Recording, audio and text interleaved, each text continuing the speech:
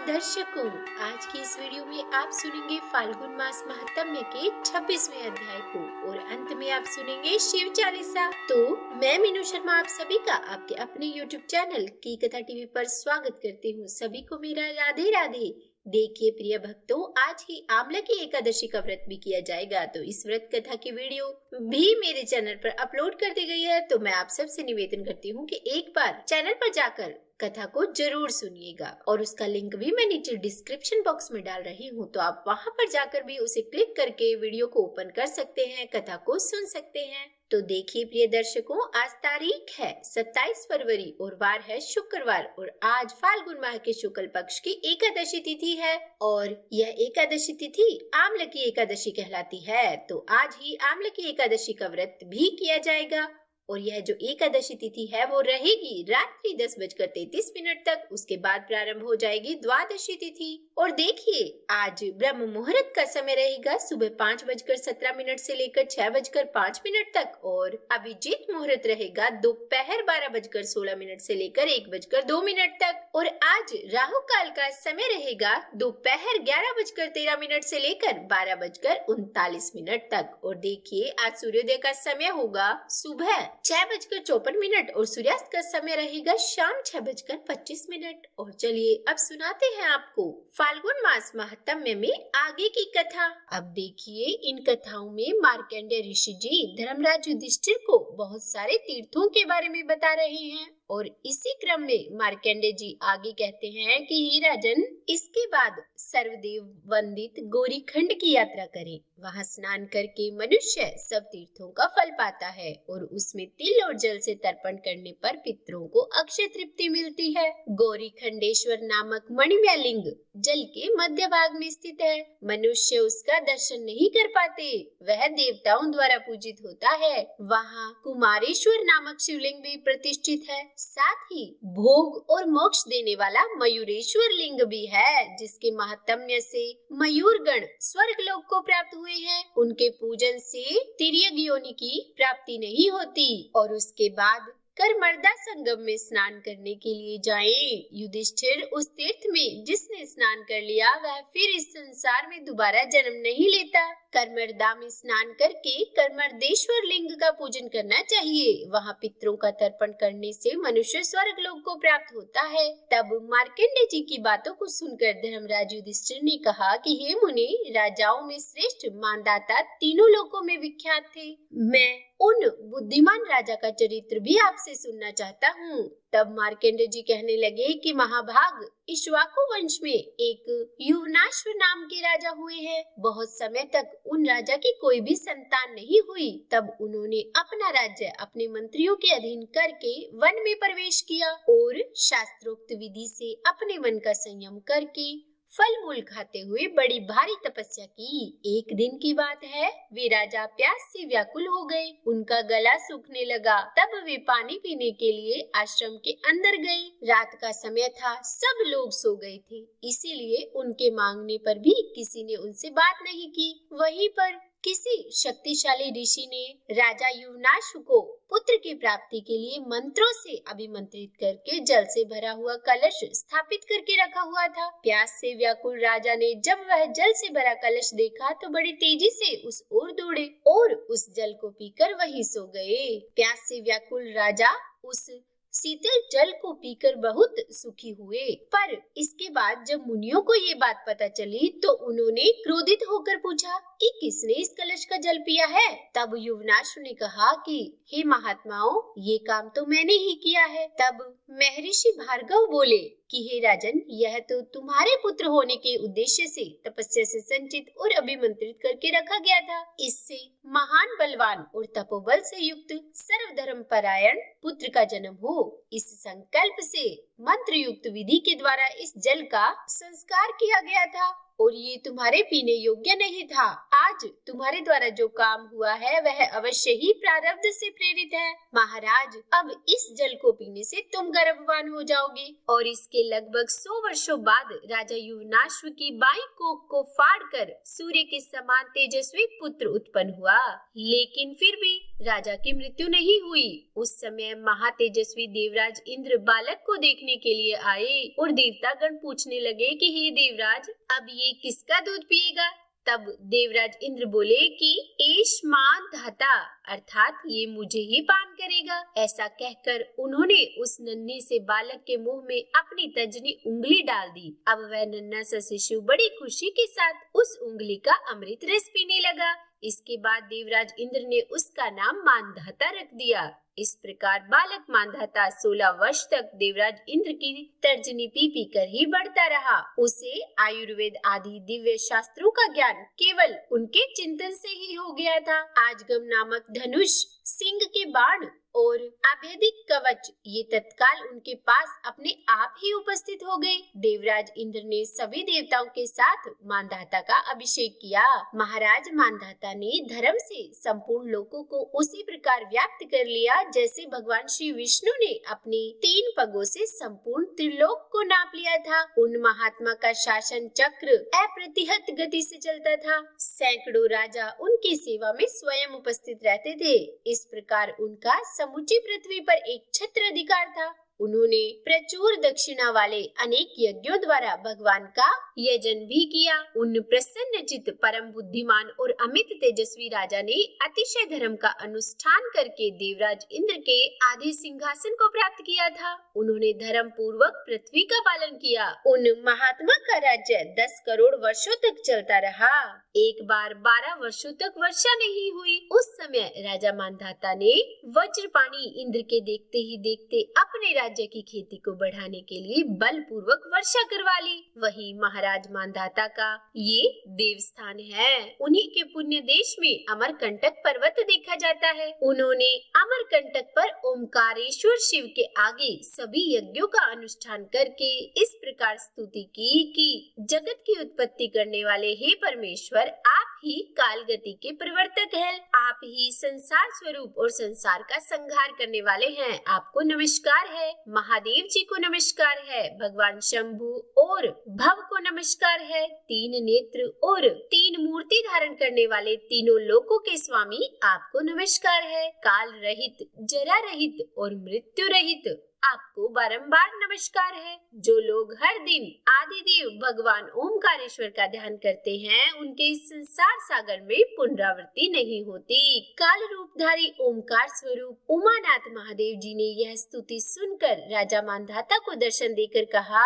कि हे सुवृत, तुम कोई वर मांगो। राजा मानधाता ने हाथ जोड़कर उन्हें प्रणाम किया और कहने लगे कि हे देवेश्वर, वैदूर्य नाम से प्रसिद्ध ये शैलराज मानधाता नाम धारण करे और आपकी कृपा से यह देवस्थान बन जाए। यहाँ जो मनुष्य दान, तप, पूजा तथा प्राण विसर्जन करे वे शिव धाम के निवासी हों। राजा मानधाता का यह वचन सुनकर महादेव जी कहने लगे कि हे राजन, मेरी कृपा से ये सब कुछ होगा। और इस प्रकार वरदान पाकर महाराज मानधाता अपनी पुरी को वापस लौट गए। हे युधिष्ठिर, ये सब मानधाता का उत्तम चरित्र मैंने तुम्हें बताया। इस तीर्थ के महात्म्य से मानधाता आदि राजा संपूर्ण मनोवांछित कामनाएं प्राप्त करके भगवान श्री विष्णु धाम में विहार करते हैं। आगे मार्कंडेय जी कहते हैं कि हे राजन सुनो, सतयुग में बलि नाम से प्रसिद्ध एक श्रेष्ठ दैत्य हुए। उनके महापराक्रमी पुत्र का नाम बाणासुर था। वह अपनी सहस्र भुजाओं के कारण विख्यात था।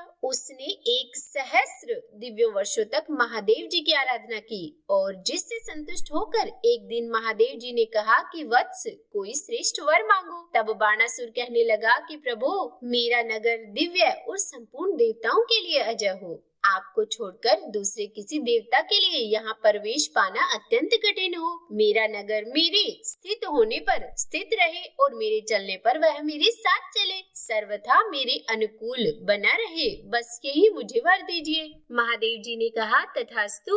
और इसके बाद भगवान विष्णु ने भी बाणासुर से कहा कि अगर महादेव जी ने तुम्हें एक पुर तुम्हारे मन के अनुरूप दिया है तो मैं भी तुम्हें वैसा ही दूसरा पुर अर्थात घर देता हूँ। और इसके बाद दोनों देवता श्री विष्णु और शिव जी ने एकत्र होकर कहा कि बाणासुर, अब तुम शीघ्र ही ब्रह्मा जी के पास भी जाओ। तब राजा बलि का पुत्र ब्रह्मा जी के पास भी गया। ब्रह्मा जी ने उसे हृदय से लगाया और कहा कि वत्स, भगवान शिव और विष्णु जी दोनों ने तुम्हें एक एक पुर प्रदान किया है, इसीलिए मैं भी तुम्हें वैसा ही एक और पुर देता हूँ। और इन तीनों पुरों को प्राप्त करके बाणासुर त्रिपुर के नाम से विख्यात हुआ। हे धर्मराज, इस प्रकार वरदान पाकर सहस्त्र यानी कि 1000 भुजाओं के विस्तार से शक्तिशाली बना हुआ बाणासुर समस्त देवताओं के लिए अवध्य हो गया, यानी कि कोई भी देवता उसका वध नहीं कर सकते थे। उसने यक्ष, विद्याधर, देव, दानव, गंधर्व और राक्षसों के समस्त निवास स्थानों को नष्ट कर दिया। वहाँ की यज्ञ वेदिकाएं तोड़फोड़ डाली। देवराज इंद्र की अमरावती पुरी को उजाड़ दिया। उसके अत्याचार से परेशान होकर सब देवता महादेव जी के पास गए और हाथ जोड़कर कहने लगे कि हे भगवान, आपने भगवान श्री विष्णु ने तथा श्री ब्रह्मा जी ने बाणासुर को वरदान देकर अजय बना दिया है। हे प्रभु, उसके साथ युद्ध करने की शक्ति अब किसी में भी नहीं है। जो भी उसके सामने खड़ा होगा वह उसे भस्म कर सकता है। तब महादेव जी कहने लगे कि हे देवताओं, तुम सब लोग 30 करोड़ की संख्या में हो और बड़े बलवान हो। सब लोग संगठित हो जाओ और यत्न पूर्वक त्रिपुर का विनाश कर दो। यह सुनकर सब देवता अपने तीखे अस्त्र शस्त्र लेकर बाणासुर के यानी कि त्रिपुर के पास गए, किंतु दैत्य ने सभी देवताओं को क्षण भर में ही परास्त कर दिया। उन सब के अस्त्र शस्त्र भी छीन लिए। देवताओं के पांव उखड़ गए और वे निराश होकर फिर से महादेव जी के पास गए। तब महादेव जी ने पूछा कि बताइए, आप सभी ने वहां जाकर क्या किया था? तब देवतागण कहने लगे कि हे भगवान, हम क्या कहें, हम तो उसका पराक्रम वर्णन करने में भी असमर्थ हैं। तब देवताओं की यह बात सुनकर भगवान शिव कहने लगे कि अच्छा, तो इस महादुष्ट त्रिपुर का संहार मैं करूंगा। और ऐसा कहकर वे कैलाश से चले और जहाँ त्रिपुरासुर था वहीं जा पहुँचे। उनके साथ देवी पार्वती जी भी थी। चंडेश्वर, नंदी, महाकाल, महेश्वर, वृष, भृंगिरिटी, विघ्नेश अर्थात गणेश जी, स्कंद यानी कि कार्तिकेय जी, महावीर, पुष्पदंत, घंटाकर्ण, महोदर, गोमुख, हस्तिकर्ण, स्थूलजंग और वृकोदर, ये 15 पार्षद भी भगवान शिव के साथ गए। वे सब के सब महादेव जी के समान ही पराक्रमी थे। जहाँ महान क्षेत्र स्वरूप श्री शैल नाम का सिद्ध पर्वत है, वहीं ठहरकर महादेव जी ने पार्वती जी से कहा कि प्रिय, यही त्रिपुरासुर को मारना उचित होगा। और ऐसा कहकर भगवान शंकर ने उस पर्वत को अपना प्रधान निवास स्थान बना लिया और व्यापक विराट रूप धारण करके पिनाक नामक धनुष अपने हाथ में ले लिया और फिर एक पैर से पाताल को और दूसरे से ब्रह्मांड को दबाया तथा त्रिपुरासुर की ओर लक्ष्य बांधकर अघोर नामक बाण का प्रहार कर दिया। उस अस्त्र से दग्ध होकर त्रिपुर के 3 टुकड़े हो गए। उसे जर्जर करके भगवान शिव ने नर्मदा के जल में गिरा दिया। वहां गिरने पर वह 7 पाताल का भेदन करके रसातल को चला गया। इससे वहां जालेश्वर नामक तीर्थ प्रकट हुआ, जो तीनों लोकों में विख्यात है। जालेश्वर देव का पूजन करने से मनुष्य ब्रह्म हत्या से मुक्ति पा लेता है और कोटि सहस्त्र कल्पों तक भगवान शिव के धाम में सुख पूर्वक निवास करता है। जो लोग वहां स्नान करते हैं वे तो स्वर्ग में जाते हैं और जो मृत्यु को प्राप्त होते हैं उनका पुनर्जन्म नहीं होता। हे युधिष्ठिर, वहाँ तिल और जल से तर्पण करने और पिंड दान देने से जब तक भगवान शंकर और नर्मदा जी स्थित हैं तब तक पितृ भी तृप्त रहते हैं। कालाग्नि रुद्र के समान प्रज्वलित त्रिपुर नाशक अघोरास्त्र को नर्मदा के सिवा भला दूसरा कौन धारण कर सकता है। इस प्रकार अघोरास्त्र से छूटा हुआ बाण जाल ही जालेश्वर अर्थात बाणलिंग नाम कहलाया। अपने तीनों पुरों के दग्ध होने पर बाणासुर भयभीत होकर भगवान शिव के इस प्रकार स्तुति करने लगा कि हे अनादि देव ईश, आपको नमस्कार है। हे विघ्नेश्वर, आपको नमस्कार है। हे महेश्वर, आपको नमस्कार है। सर्वज्ञ अज्ञान हरिहर, हे ज्ञानदाता शिव, आपको नमस्कार है। अनंत गुणमय रत्नों से विभूषित आप परमेश्वर को नमस्कार है। परात्पर, परातीत, उत्पत्ति और पालन करने वाले हे शिव, आपको नमस्कार है। सब प्रयोजनों की सिद्धि के साधन भूत, हे विश्वनाथ, आपको नमस्कार है। धनंजय, निराधार, स्वभाव से ही उपद्रव रहित, आपको नमस्कार है। सदा प्रसन्न रहने वाले हे परमेश्वर, आप संपूर्ण योगों के स्वामी हैं, आपको नमस्कार है। हे भूतनाथ, जगन्नाथ, सर्वाधार आपको नमस्कार है। सृष्टि, संहार, मोक्ष और 7 पाताल लोक के आश्रय आपको नमस्कार है। त्रिनेत्र और त्रिशूल धारण करने वाले त्रिलोक स्वरूप आपको नमस्कार है। हे चंद्रशेखर, देवता और असुर दोनों आपके चरणों में नतमस्तक होते हैं, आपको नमस्कार है। हे महाप्रभु, मैंने अपनी जिह्वा की चंचलता के कारण आपके विषय में अगर कुछ भी कहने की दृष्टता की हो तो आप उसे क्षमा कीजिएगा। आपके गुणों का वर्णन करने में भला कौन समर्थ है। और उसके बाद मार्कंडेय जी ने धर्मराज जी से कहा कि हे धर्मराज, बाणासुर द्वारा की गई स्तुति को सुनकर भगवान शिव उस पर प्रसन्न हो गए और उसे इस प्रकार बोले कि हे दैत्यराज, सेवा अपराध जनित तुम्हारा ये दोष अब क्षमा कर दिया गया है, अब तुम कोई वर मांगो। तब बाणासुर बोला कि हे देव, मैं अपने परिवार सहित इस जन्म में आपके उस परम धाम को जाऊं जहां पुनर्जन्म का भय नहीं है। तब बाणासुर का ये वचन सुनकर महादेव जी ने कहा कि तथास्तु दैत्यराज, तुम मेरी भक्ति के प्रसाद से मेरे समीप निवास करोगे। और इसके बाद वह दिव्य विमान पर आरूढ़ होकर महादेव जी के प्रसाद से उन्हीं के लोक में चला गया। तो बोलिए हर हर महादेव। आज की यह कथा समाप्त हुई और चलिए सुनाते हैं आपको शिव चालीसा। जय गणेश गिरिजा सुवन, मंगल मूल सुजान, कहत अयोध्या दास तुम, देहु अभय वरदान। जय गिरिजापति दीन दयाला, सदा करत संतन प्रतिपाला। भाल चंद्रमा सोहतनी के, कानन कुंडल नागफनी के, अंग गोर शिर गंग बहाई, मुंड माल तन शार लगाए।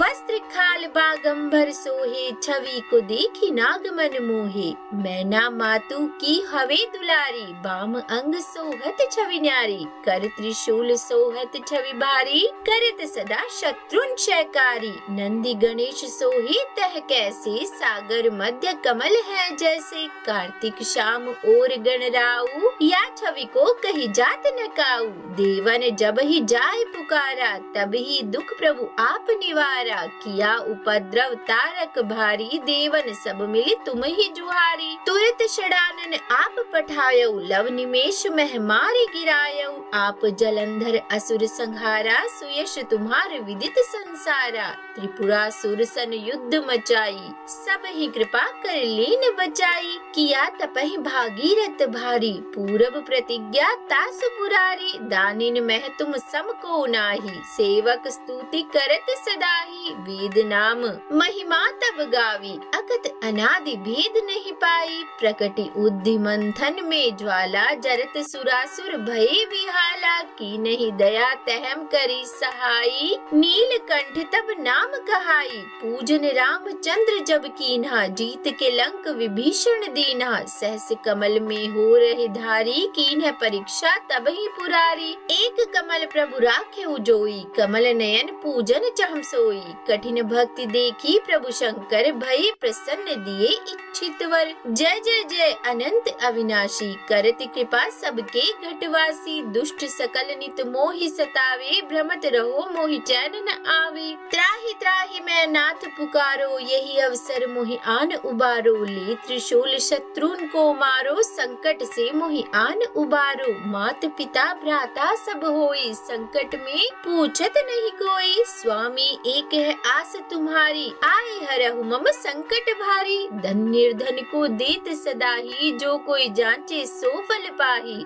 स्तुति के विधि करे तुम्हारी, शमहु नाथ अब चूक हमारी। शंकर हो संकट के नाशन, मंगल कारण विघ्न विनाशन। योगी यति मुनि ध्यान लगावे, शारद नारद शीश नवावे। नमो नमो जय नमः शिवाय, सुर ब्रह्मादिक पार न पाए। जो यह पाठ करे मन लाई, तापर होत है शंभु सहाय। ऋणिया जो कोई हो अधिकारी, पाठ करे सो पावन हारी। पुत्रहीन कर इच्छा जोई, निश्चय शिव प्रसाद दही होई।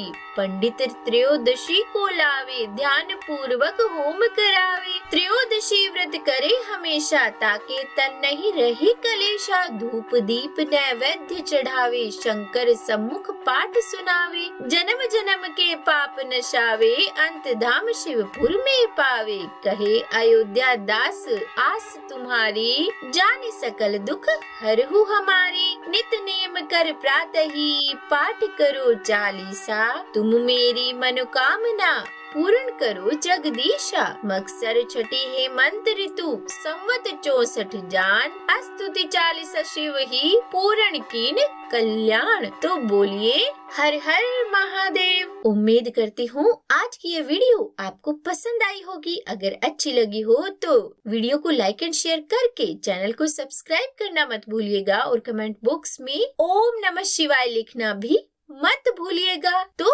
जपते रहिए हर हर महादेव।